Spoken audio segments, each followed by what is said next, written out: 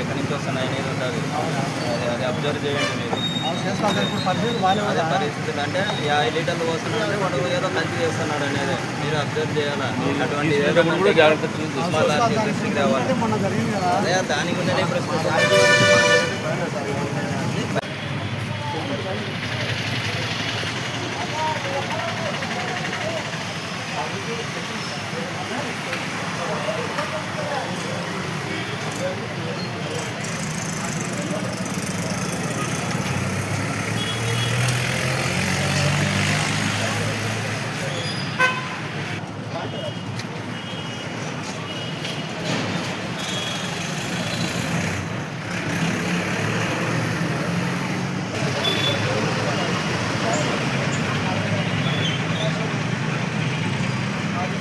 అన్ని షాపులు చూస్తాను.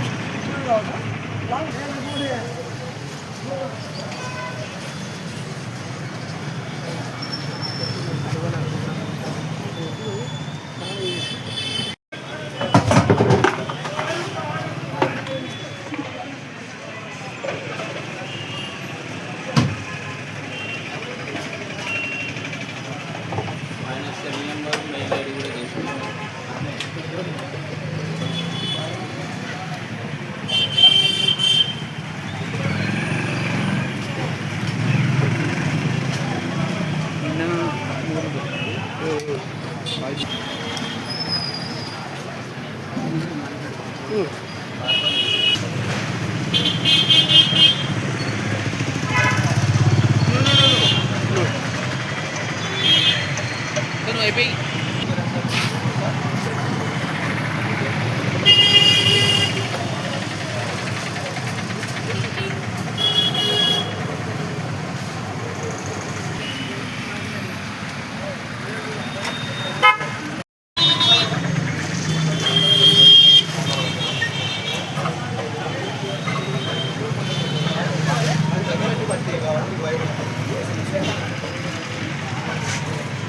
Sementara lu gol.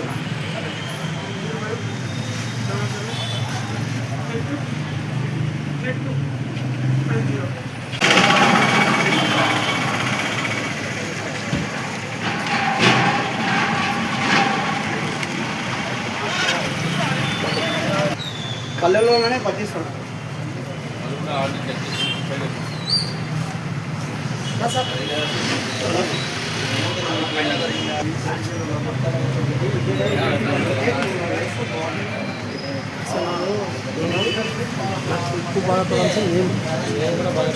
కాదు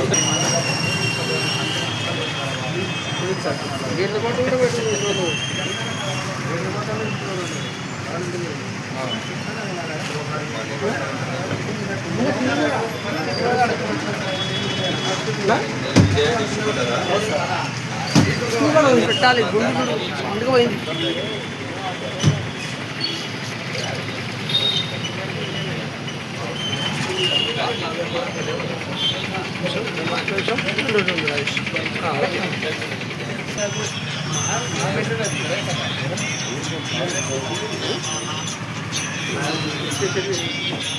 ఎన్ని చేత రేట్లు వస్తారు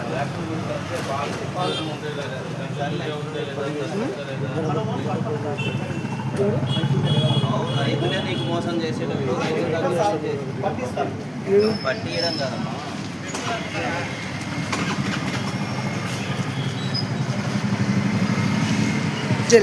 ఏమన్నాడు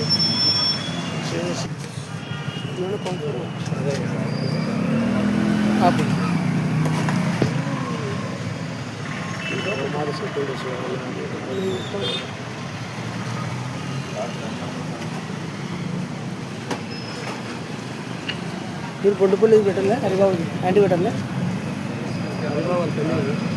శంకర్ హరిబాబు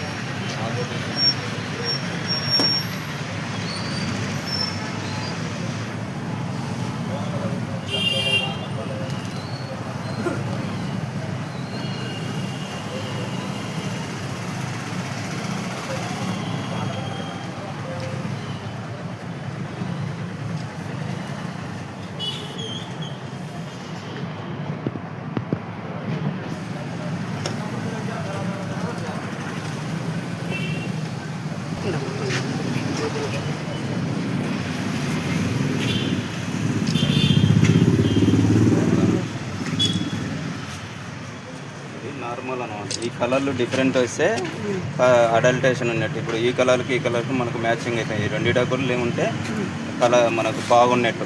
ఇట్లా రాను ఈ కలర్ వచ్చింది అనుకోండి, ఇది అడల్టేషన్ ఉన్నట్టు. దీంట్లో ఈ సిగ్నల్ నార్మల్ అనమాట. అది ఇక్కడ ఇచ్చాడు చూడండి, range normal negative.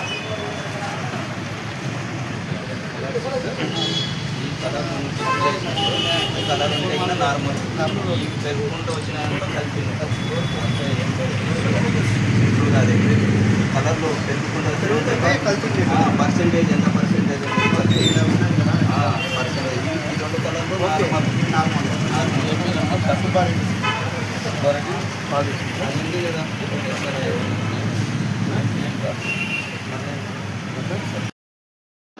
Food safety commissioner గారి ఆదేశాలు, మా డైరెక్టర్ గారి ప్రివెంటివ్ మెడిసిన్ డైరెక్టర్ గారి ఆదేశాల మేరకు రాజమహేంద్రవరంలో జరిగిన ఇన్సిడెంట్స్ను పాలలో కల్తీ అనే ఇన్సిడెంట్స్ ఆధారం చేసుకుని మా డైరెక్టర్ గారు ఇచ్చిన ఆదేశాల మేరకు మన 25వ తారీఖు నుంచి రాష్ట్ర వ్యాప్తంగా ఈ పాల వ్యాపారస్తులపై